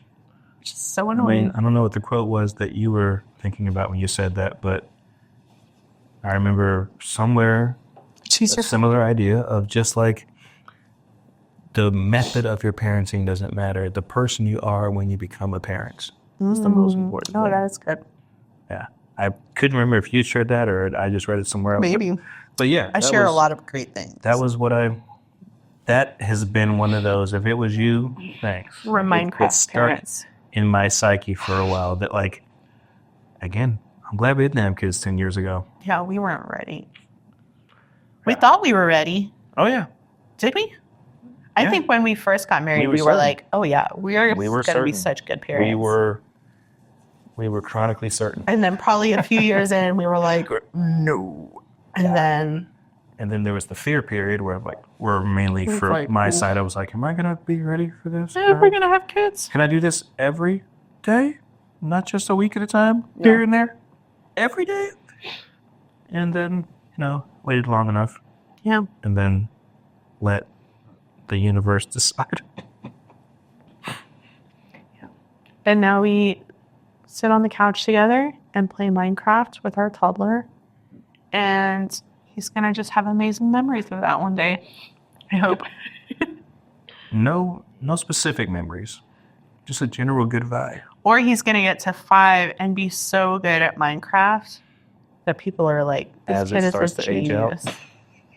Yeah. I mean, and again, if there's ever a game that has staying power, Mario to this day. Yeah. Love it. But they had to reinvent it, do this, Mario Party. I feel like Minecraft it's been reinvented like, many times. has it been reinvented or just Not expanded? Like, reinvented, exactly. but Like the core was so good that they can just throw in this thing there. Oh, now you can do this. Yeah. We're just gonna rearrange where diamonds are. Like it's such a Minecraft, Mm-hmm. if you want to be a sponsor of Patchwork Pod, please be in touch. Yeah. We'll sign a 10-year deal. Unless you really change things. We really like plan. Minecraft. Mm-hmm. And we started playing it probably when I was pregnant because we needed something to do together that didn't require a lot of thinking. Yeah. It was And it didn't late require a 2020. lot of... I think we started just before you got pregnant. Mm. But yeah, late 2020 into 2021, and it was a great thing to continue doing. Yeah. It just allowed us to like have an activity together that wasn't music. And because we are so project oriented in our relationship, we always need something to work towards. Mm-hmm. And it's a project that has very low stakes. Well, okay. Now I'm curious, just in general. I've said it many times. I think we heard it in marriage counseling that there's generally 2 types of relationships. If I had a bingo card, face-to-face one. I would have put that on the bingo card. The face-to-face one, and then Cheek-to-cheek one? the cheek-to-cheek relationship, and then Which like cheek? the shoulder-to-shoulder. Oh. Like you have a shared goal. And I only bring it up this time because I'm curious how you feel about it now at this point and everything. Do you wish you'd gone the cheek-to-cheek route? Well, you can be cheek to cheek and shoulder to shoulder. If you're walking cheek to cheek, you're still both facing the same direction. Doesn't feel like the most efficient way. It's yes, not. technically, yeah, It's not. You could do that, yeah. No, I think shoulder to shoulder has worked out for my own personal development. I don't know that I would be as self-assured as I am if we were face-to-face people. But I think, first of all, I just have to get it out of my head. In thinking cheek to cheek, I've just had, there's a cartoon illustration in my head of dancing cheek to cheek, but it's butt cheeks. Mm-hmm. You've been around up. I've seen it. It's just a funny idea to me. But I think we work best when we are shoulder to shoulder. But I think a lot of our relationship we spent inadvertently face to face because this is something else I was thinking about in therapy, talking about with my therapist of how one of the reasons I think we struggled was because we were both looking for a mirror in the other person, but what we wanted reflected back was different. So I was looking to you to validate me, my worth as a woman, as I wanted somebody to, because I was so externally focused, I needed somebody else to help me know that I was okay. And you wanted somebody to reflect back how creative and interesting you were. I really wish you could word that differently, but it's also accurate. I don't know how to say it differently. And I don't mean that as a negative thing. I know. It's just ironic. If I may take a shot at reframing it. Sure. That's your job. It is, I needed someone to reassure me that I was providing something of worth. Mm-hmm. Because I have no confidence that just my presence means something. I need to know that me being there and doing this means something. Yeah. Like me showing up, that means nothing to me. Yeah. Even if it does to other people, I don't feel that. So that's what I needed. I needed you to, if it's a creative idea, an interesting whatever, help with this project, moving this thing from there to there, whatever it is, I wanted to know I did something that validated my confidence of stepping into that space. Yeah. Is there anything else that you would like to talk about before we do our final questions? I kind of covered everything on my parking lot. I guess if we wanted to belabor it, maybe Belabor. in the context of a new generation, I think both you and I have gone through parallel and yet significantly different processes of deconstruction and coming to grips with not just religion, but what religion made our parents, how religion influenced the way we were raised and what we were taught. And so I guess in the veins of that last question there, structurally, like just almost starting with a classic pros and cons list for the way you were raised versus what we're doing now. Not as an indictment on your parents. Not here to do that. They're great people. You want me to make I've met pros and them. cons list? Yeah. Well, just general thoughts of know. like, what are we taking forward? What are we deciding to leave in the past?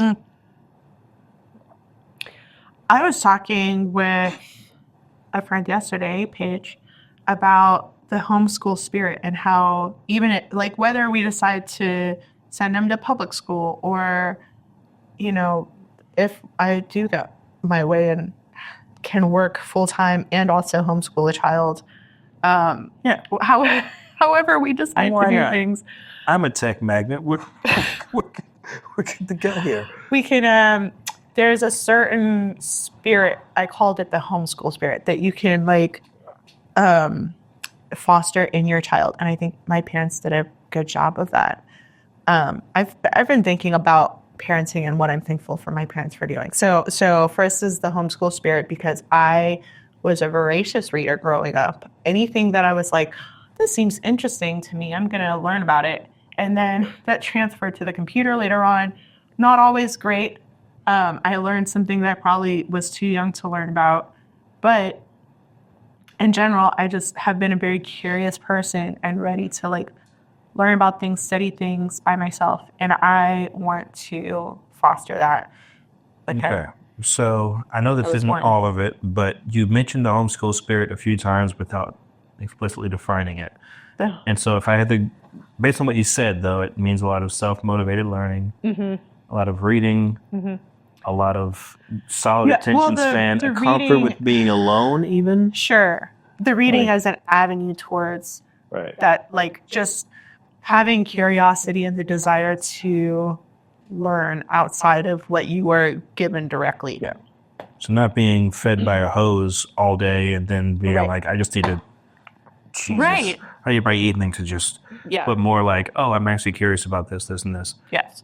Gotcha. And giving him the space to actually pursue those things, because I think with homeschooling, when you have individual attention and then you're able to kind of learn by yourself at your own pace, there is more space in the day to read more or learn more about whatever you're interested in. The amount of I learned time how to I feel bad for public school teachers. Let's say they walked into a classroom and they had 30 students and 25 of them, against all odds, were like, yes, whatever you want to say, I want to learn it. There's still 5 kids. Yeah. Like distracting everybody, Yeah. taking all that time up.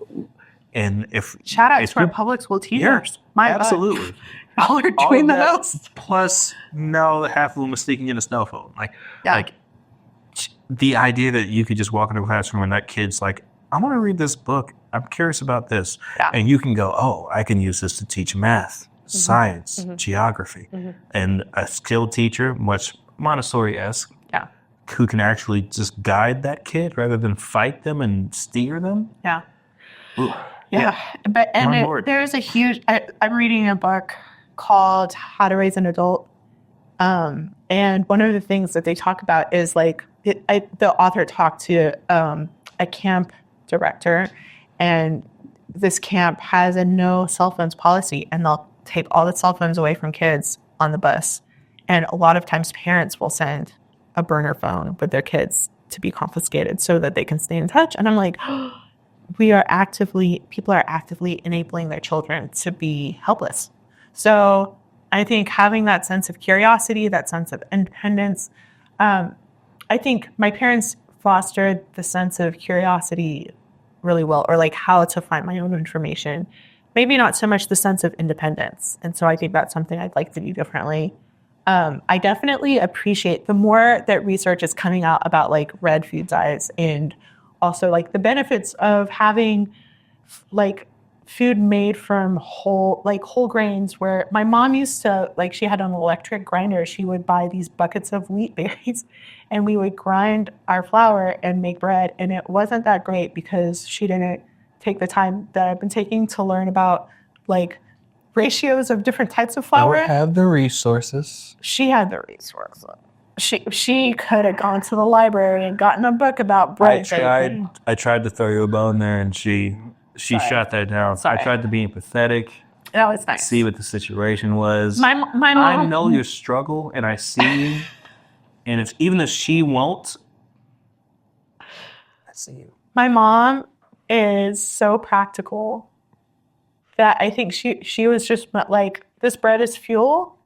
And she made delicious bread on the weekends for a Sunday dinner. She would make the white bread with all this flour.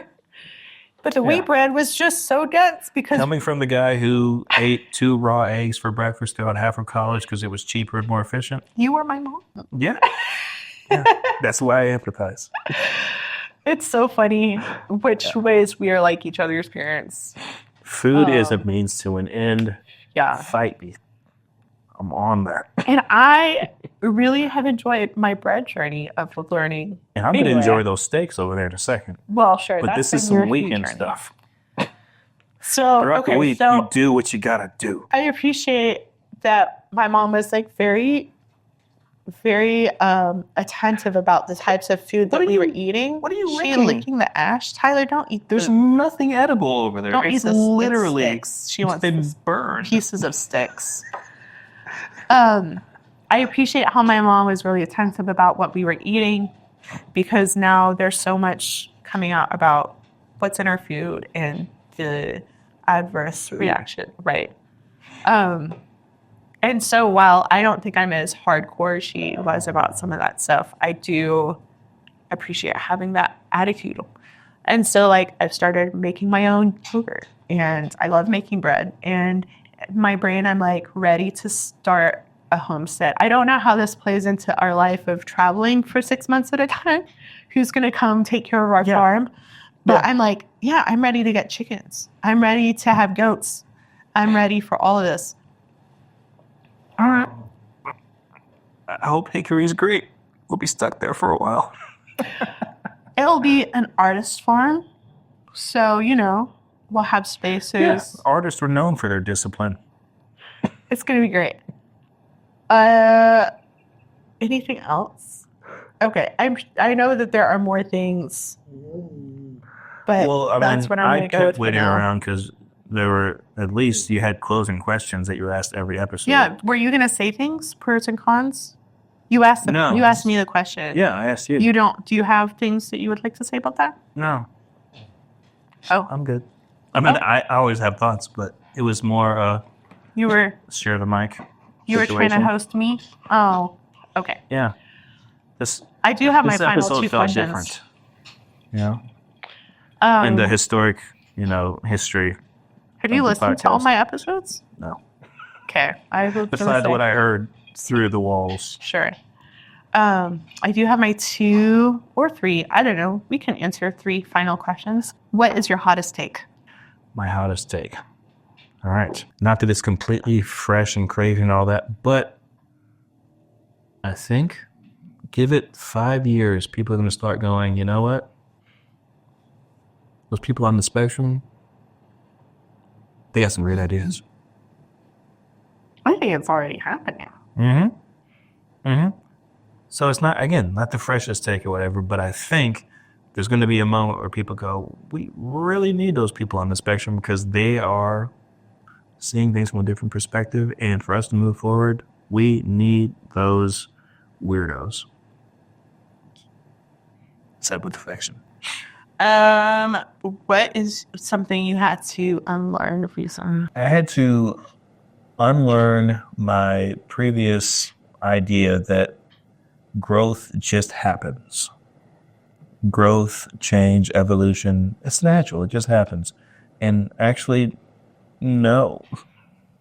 Like, you have to choose, even when you put yourself in a new situation where you should have the opportunity to grow and change, like, it's not, you can just as easily reinforce old patterns, reestablish similar connections to previous lives. You can repeat. You can get caught in that cycle. But growth takes so much more effort. And that's something I have to continually keep teaching myself, that moving to North Carolina isn't going to suddenly make us better people. It is the best option we have for that possibility. Yeah. Definitely not a promise, not a guarantee. And I think we've done enough shuffling of our lives and our jobs and the people around us and all that to realize that it can mean that, but 'tis not guaranteed. Was that funny enough to be a closer? No, because the closer is what's something that made you really happy this week. Something made me happy this week. I didn't want to straight up steal P. Holmes's Yeah. laughter question. No fake laughter here. Well, Only more real. to what's something that made you laugh really hard. Is the question, but I don't want to steal that one. Something that You're brought me welcome, joy. P. Holmes. Yes. I mean, it'd be fun to be in this podcast. Gotta be really. Anyway, Be present. You're on this podcast right now. but I want to dream. You can dream. One more time. Lost my train of thought there. What is something that made you really happy in this past week or month? Really happy this past week. Well, I'll give you two options again. One is obviously the kid over there. Like, we're in that phase where there's progress and there's leaps. And I feel like I'm walking into a lot of leaps and going, what? When did all the building blocks to make this happen? Like, okay, this is where we're at. That's dope. So that's definitely a recurring source of joy and motivation and focus. And on the other side, I'm sorry for the legal ramifications of this, but there was a lab leak of Eminem's hidden tracks for the past 15 years. Oh my gosh, it's so good. It's so good. It goes back. I don't know when this is coming out, but if you're an Eminem fan, hop online, download it before they take it away. It's so good. It's so good. How good? Very good. Exorbitantly good. Extravagantly good. Meticulously good. How? I got vocab. You're at the thesaurus. What? At the thesaurus? That was the most Arkansas way to pronounce that. So yeah, if either of those works, I can try a third. I'm if going you'd to like. use them all. Oh, okay, great. Yeah. Cool. It's a minimally edited podcast. Oh, great. I'll take out the Great. worst stuff. I feel good. Do you feel good? Just in general. I haven't listened to the rest of them, so I don't know how you usually land that plane. I usually I haven't kind of felt that moment of fade it out at the that end. was it. Oh, well, I'm still going to talk about the song one more time. I'm just going to... We have a song. That's it.